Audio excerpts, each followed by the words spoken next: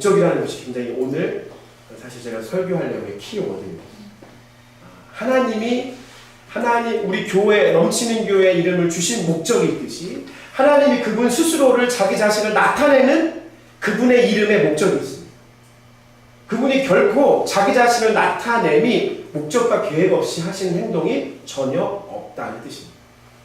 우리는 계속해서 하나님의 이름에 대해서 말씀을 나누고 있어요.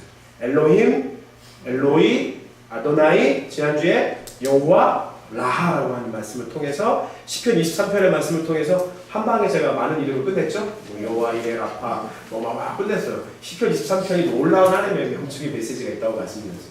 시편 23편에 펼쳐져 있는 하나님의 이름들을 쫙 하고요. 오늘 사실 하나님의 이름 가운데 하이라이트 중에 하이라이트인 여호와, 사실 그 여호와라고 하는 이름보다 더 정확한 발음이 뭐라고 말씀드렸죠? 야훼. 그 야훼 하나님에 대해서 여러분과 말씀을 나누도록 하겠습니다. 하나님의 이름에 목적이 있다는 사실들을 여러분 기억하시면서 함께 말씀을 시작해 보겠습니다. 우리 교회가 목적을 얘기하면서 교회를 얘기했는데 제가 1대1 양육하면서 어떤 사람하고 우리 교회 얘기를 쭉 하면서 진짜 감사한 것들이 다시 한번 체크해보니까 너무 많더라고요. 그래서 이렇게 좋은 장소와 위치 또 딱 우리 교회에 맞는 어떤 이런 모든 것들 하나하나가 제게는 아주 큰 기쁨이고 즐거움이었던 것 같습니다. 그 중에 재밌는 거 얘기 하나 하려고 하는데 그 중에 우리 교회 오는 처음 오는 손님들이 항상 저한테 하는 얘기가 목사님 방 저기 방문에 붙어 있는 저 마크요. 저 목사님 붙이신 거예요? 그러는 거야. 왜 저거를 내가 붙였다고 생각을 하고 얘기하죠? 나를 좀 아는 사람은 홍 목사님이 농구를 좋아하니까 그러니까 목사님이 상징적으로 저거를 붙여놨구나 라는 생각을 하는 거죠. 제가 붙인 거 아닙니다. 오해하지 마십시오. 전에 있던 이 사무실 사장님이 농구를 좋아하셨나 봐요. 저 사장님 저거 붙여놨는데 제가 그냥 겸사겸사 안 띄고 있는 거죠. 여러분 저 마크를 보면 저게 무슨 마크죠? 아시는 분 있어요? 마이클 조던이죠. 농구 황제라고 불리는 미국 프로농구 NBA의 마이클 조던이라는 플레이어의 그 마크 심벌을 해놓은 것입니다. 그의 농구하는 덩크슛하는 모습을 상징적으로 마크를 만들어서 전 세계의 농구화의 옷에 부착을 해서 판매를 하기 시작했습니다. 저거를 딱 보는 순간 농구에 열정 있는 사람은 갑자기 마음에 뭐가 생겨요? 갑자기 막 나가야겠는데 막 오늘 신발 들고 참고로 우리 남성의 다음 주에 축구 하는 거 있습니다. 축구 다음 주에 신발 다 챙겨오시거든요. 저걸 딱 보면 서로 아는 거죠. 이거 저걸 갖고 있어. 이 사람 이 마크만 봐도 만약에 재민이 옷에 가슴팍에 조던 마크 딱 있으면 아는 거죠. 재민이가 조던 좋아하는구나. 농구 좋아하는구나. 서로 통하는 거죠. 좀 문 앞에 딱 붙어 있으면 이 사무실의 주인이 농구를 좋아하는 사람이에요. 딱 저 마크를 보면 이 사람이 정말 좋아하는 포지션 중에서도 마이클 조던의 그 플레이를 아주 좋아하는구나. 저 하나의 상징 하나만 놓고 여러 가지를 의미가 다 담겨져 있는 거죠. 이것을 문자학으로 얘기하면 이게 무슨 문자냐면 상형 문자가 되는 거예요. 상형 문자. 한자로 이게 뭐예요? 사람이니 왜 사람인지 배우 다 배웠죠? 사람과 사람이 기대서 서로 합력하여 선을 이루고 살아가라고 동행하라고 만들어진 것이 사람 인자예요. 상형 문자죠. 사람과 사람이 서로 기대고 살아가는 동행하는 삶에 대해서 상형적인 문자와 지금 현재 사람인의 문자까지 오게 된 것이죠. 그래서 고대의 대부분의 문자들은 상형 문자예요. 우리나라 한글은 무슨 문자예요? 국어 선생님? 표 문자죠. 음을 따라하는 문자죠. 그래서 목구멍, 입구멍, 이음, 이거를 따라서 문자가 된 표 문자인데 고대의 문자들은 대부분 다 상형 문자예요. 그 상형 문자에는 문자 나름대로의 의미가 다 내포되어져 있는 것입니다. 오늘 출애굽기 3장 3절부터 15절 말씀은 모세가 하나님의 콜링을 받는 비전을 받는 순간이에요. 가시떨기 나무에 하나님께서 임재하시고 모세를 콜링하는 놀라운 장면입니다. 이 장면 속에서 하나님이 모세와 실갱이를 합니다. 모세가 못 가요. 나 언제 그 이집트 왕자 할 때 거기서 그냥 죽도록 고생하게 하고 도망치게 만들어 놓고는 왜 또 이제 나한테 가라는 거예요? 나 못해요. 나는 말도 어두나고 막 얘기하는 거 다 아시죠? 그런 과정들 속에서 결국 13절에 모세가 뭐라고 해요? 모세가 하나님께 물어봤어요. 하나님, 좋아요. 제가 당연히 말하는 우리 이스라엘 자손이 가가지고 너희의 조상의 하나님이 나를 너에게 보내셨다 하면 그들이 내게 묻기를 그러면 그 하나님이 그 신이 누구냐? 왜냐하면 이집트에 너무나 많은 신들이 있거든. 그 신이 누구냐라고 내게 물으면 제가 뭐라고 대답해야 돼요? 한번 얘기 좀 해주세요. 나도 잘 모르겠으니까. 했더니 하나님이 뭐라고 하겠냐면 영어로 I am that I am. I am who I am. 나는 스스로 있는 자다. 스스로 있는 자라고 하는 의미가 야훼라고 하는 야훼. 야훼라고 하는 의미가 스스로 있는 자라고 하는 의미가 바로 야훼. 이 야훼라고 하는 단어는 엘로힘이라고 하는 단어와 함께 구약 성경에 가장 많이 사용됐어요. 한 6,300여 번이 언급될 정도로 이 야훼라고 하는 여호와라고 하는 이름이 가장 많이 사용이 되었습니다. 저는 오늘 우리가 의미를 성경에서 번역해 놓기 의미를 스스로 있는 자다라고 이야기했던 야훼라고 하는 이 이름의 뜻을 통해서 하나님의 목적과 계획에 대해서 여러분과 은혜를 나누고 싶습니다. 야훼. 자, 거기 여러분 제가 이상한 그림의 문자를 이렇게 표를 만들어 줬죠. 이 히브리 알파벳인데요. 히브리 알파벳은 총 22개의 문자로 이루어졌어요. 22개의 문자, 제가 신학교 가면 알레프, 베스, 김멜, 달레 이거 외우냐고 힘들어요. 노래 막 붙여가지고 막 이걸 막 외우고 보고 싶지도 않아요. 저 지금 이거 제가 마지막 졸업할 때까지 제일 힘들었던 게 히브리어였으니까. 이런 히브리어가 있습니다. 그래서 2번에 보면 사인 있죠. 직접 이렇게 2번 밑에 쭉 보면 이게 22개의 문자로 마치 그림과 같은 문자들이 쫙 있습니다. 그래서 이런 문자에 3번에 보면 이름이 있고요. 음가가 있는 거죠. 그래서 알레프 하면 아 발음이고요. 벳 하면은 브 발음이에요. 브 발음. 근데 여기 4번에 보면 여기 미닝이 있어요. 미닝. 각 상징의 의미가 있는 거예요. 그래서 알레프에 보면은 옥스라고 써 있고 베트라고 보면은 하우스가 있어요. 이거 보이세요? 지금 제가 4번 정도 얘기해서 미닝을 얘기했는데 미닝 중에 보면 메리트라고 하는 2번 같은 경우에는 하우스라는 의미 있죠. 베들레헴 할 때 이 문자가 들어가요. 베들레헴. 베들레헴이 빵집이라고 하는 뜻인데 그 집이라고 하는 의미가 될 때 메리트라고 하는 의미가 돼요. 그때 부 발음의 벳이 바로 두 번째 있는 이런 식으로 하우스라는 의미가 다 상징하는 미닝이 다 있다는 뜻이죠. 야훼라고 하는 단어는 4개의 히브리 단어로 이루어져 있어요. 첫 번째 나오는 단어가 요드라고 흔히 우리가 신학교 가면 배우는데 윕이라고 하는 단어와 해, 와, 해, 윕, 해, 와, 해. 그래서 요게 윕, 해, 와, 해를 묶어서 야훼라고 하는 발음이 나옵니다. 오른쪽부터요? 예, 오른쪽부터. 히브리어는 오른쪽부터 읽습니다. 오른쪽부터. 오른쪽에서 왼쪽으로 이어가는데 윕, 해, 와, 해라고 하는 철자가 만나서 야훼라고 하는 단어가 이런 거죠. 그래서 이게 제가 지난번 말씀드렸던 여호와라고 하는 일이 나온 것은 이 발음이 독일 사람들이 연구하다가 독일식 의미로 발음을 하다 보니까 이 야훼가 아니라 여호와가 됐다고 말씀드렸어요. 그래서 이게 야훼라고 하는 것은 윕, 해, 와, 해. 그러니까 윕이라고 하는 단어, 해라고 하는 단어, 와라고 하는 단어, 해라고 하는 단어가 묶여져서 야훼라고 하는 단어가 되죠. 그럼 한번 오늘 요즘 우리 교회에 선풍적으로 게임 열풍이 일어나고 있는데 게임한다 생각하시고 한번 적어보십시다.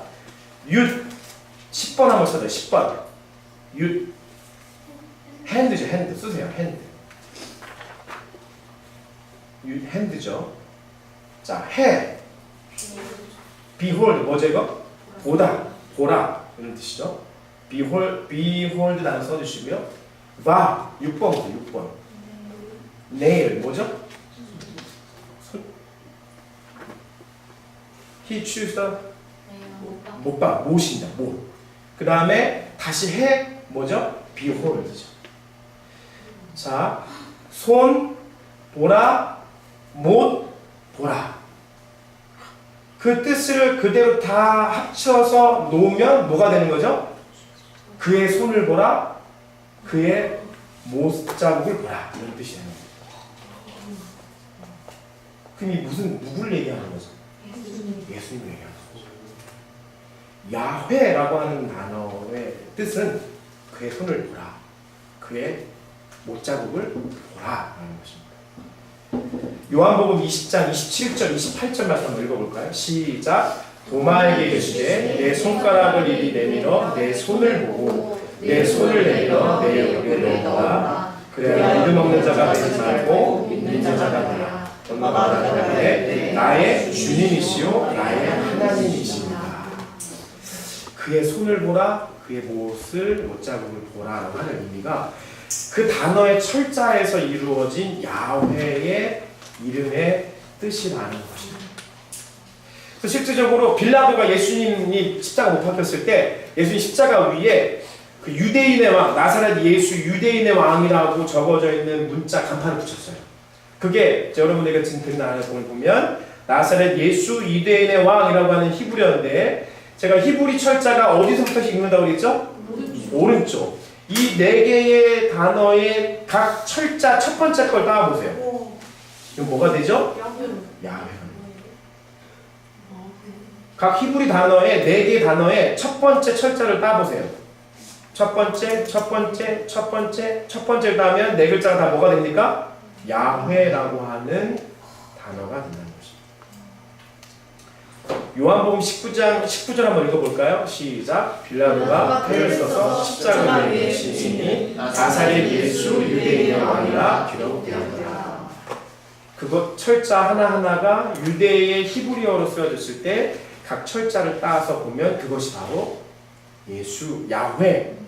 그 야훼의 의미는 저 손을 보라, 저 못을 못자국을 보라 라는 의미가 된다는 것입니다. 하나님, 이제 저를 보세요. 하나님은 목적이 항상 있으십니다. 그분의 삶은요, 이렇게 표현하는 게 참 불경스러워요. 그분의 삶은 목적이 이끌어가는 삶입니다. 그분은 인간이 에덴 동산의 선악과로 말미암아 불순종으로 타락하는 그 순간 하나님은 이 세상 인류를 향한 목적과 계획, 비전을 갖고 계셨습니다. 성경은 창세기 4장, 3장의 타락에서부터 시작돼서 하나님의 어떠한 목적과 어떠한 계획 속에서 어떠한 비전을 품고 하나님이 이 땅을 다스리시고 통치하시고 그 계획과 비전 속에 살아가시는가를 보여주는 말씀이기도 한 것입니다. 하나님은 굉장한 계획가이십니다. 저하고는 좀 다른 분이시죠. 하나님 그분이 굉장한 목적을 따라 이끌림을 받는 분이십니다. 그래서 그분이 나타내신 특별히 출애굽기 3장에 하나님이 하나님 당신이 누구이십니까? 라고 물었을 때 하나님 그분 스스로가 자기 자신을 나타냈었던 장면이 유일한 장면에 해당돼요. 최초의 장면이에요. 그분이 자기 자신을 이야기하기를 나는 윕해, 바해, 야훼. 거기에 하나님의 계시의 메시지를, 그분의 계획을, 그분의 목적을, 그분의 비전을 그의 이름 안에 담겨 놓고 계시다는 것입니다. 그분의 목적은 이게 출애굽기 모세가 썼을 때 따지면 지금으로부터 5,000년 전이고요. 예수님 시대로부터 3,000년 전 시대에 해당돼요. 아주 먼 옛날이죠. 아주 먼 옛날의 시간들 속에서 이미 하나님은 그분 자신의 계획과 플랜들을 나타내주고 계시다는 것입니다. 제가 언젠가 한번 말씀드렸던 것 같은데 여러분 하나님의 계획에 대해서 그 비밀이 지금은 우리에게 너무나 당연한 것이기 때문에 하나님 예수 그리스도의 십자가, 부활, 그분의 다시 오심이 너무나 지금 우리에게 익숙한 얘기로 들려오지만 이것은 놀라운 하나님의 계획과 비밀이었어요. 제가 한번 이렇게 말씀드렸거든요. 사단도 모르는 비밀이었다.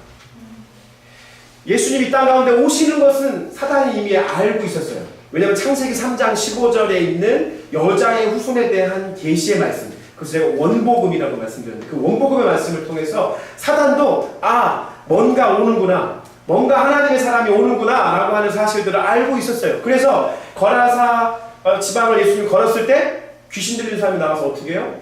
나는 당신이 하나님의 아들인 것을 압니다라고 얘기했어요. 하나님의 아들이 이 땅 가운데 오는 사실도 귀신들은 알았어요. 그러나 주님이 하나님이 어떻게 인류를 구원하실지에 대한 플랜과 계획은 사단이 몰랐어요. 알지 못했어요. 그 사단은 생각하기를 하나님의 아들인 예수를 내가 죽이면 되겠구나. 죽이면 하나님의 계획이 실현되지 않겠구나라고 생각했던 거죠. 근데 하나님의 계획과 하나님의 비전은 하나님의 방법은 그것과 같지가 않았던 거죠. 하나님의 계획은 진짜 그의 아들 예수 그리스도가 십자가에 못 박혀 죽는 것이었어요. 사단이 쇼크를 받는 거죠.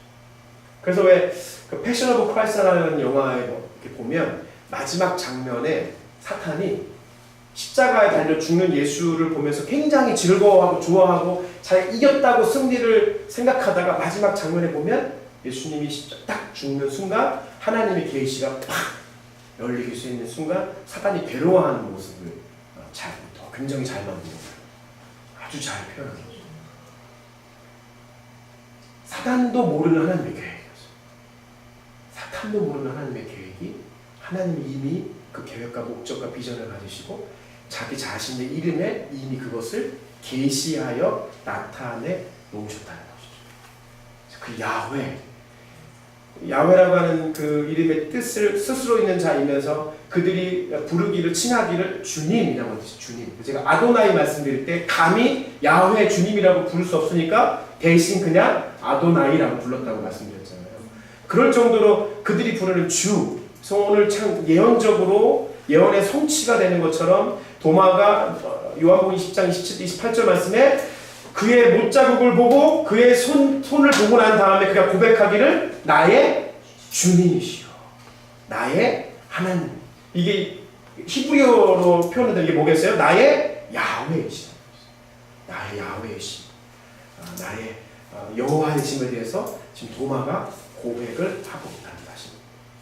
하나님은 이미 태초 이미 인간이 타락하는 그 순간부터 자기 자신의 플랜과 계획을 자기 이름에까지도 스스로 그것의 계획들을 숨겨놓으시고 이 땅의 삶을 이끌어 오셨다라고 하는 사실입니다.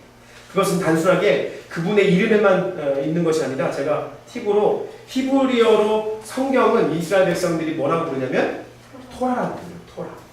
그 토라도 한번 보시면 이렇게 됩니다. 22번 첫 번째가 타브거든요. 22번에 보면 타브가 뭐예요?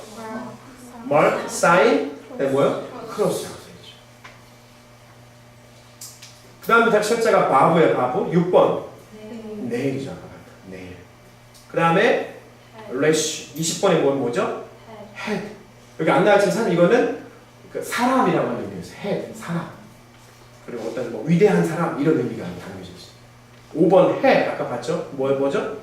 Behold. 그 무슨 뜻이 될까요? 그럼 엮어보세요 한번. 십자가에 못 박힌 사람을 보라.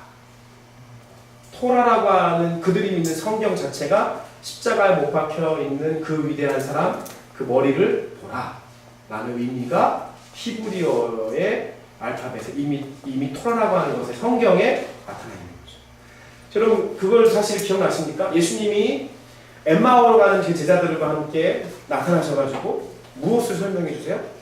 구약 성경에 나타나 있는. 제가 오늘 그 말씀을 다 썼다가 도저히 그 칸이 허락이 안 돼서 내가 지웠는데 누가복음 말씀을 보면 마지막에 엠마오로 가는 제자 앞에 예수 나타나셔가지고 그렇게 설명해 줘요. 무슨 설명해 주냐면 구약 성경, 다시 말해서 토라에 담겨져 있는 자기 자신의 십자가와 부활에 대한 얘기들을 다 얘기합니다. 그래서 엠마오로 가는 제자가 토라 성경, 구약 성경에 계시되어져 있는 예수 그리스도를 보고 듣고 깨달은 것입니다. 그때 그들의 눈이 확 열려가지고 그것을 가르쳐 주신 이가 예수님인 것을 알게 되는 것이죠. 그때 예수님이 뿅 하고 사라지십니다. 성경이라고 하는 의미 자체가 바로 누구를 향하고 있어요? 예수 그리스도. 십자가에 못 박혀 있는 그 사람을, 그 위대한 사람을 보라라고 하는 의미가 바로 성경이라고 하는 의미라는 것입니다.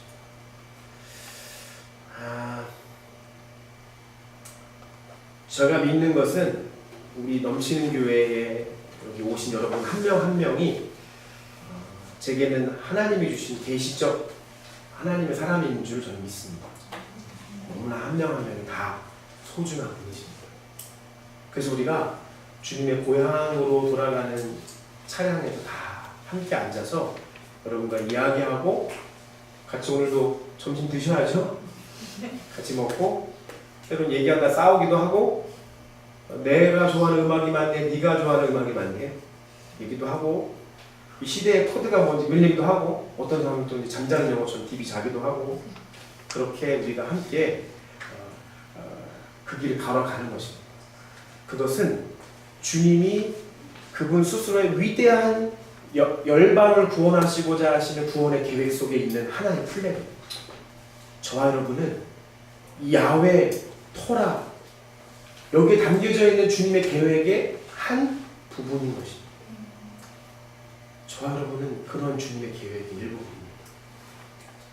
그래서 우리는 너무나 소중한 서로가 서로에게 소중한 동행하기에 합당한 그럴 만한 이유가 있는 사람들인 것입니다. 한번 자외계심을 한번 바라보실래요?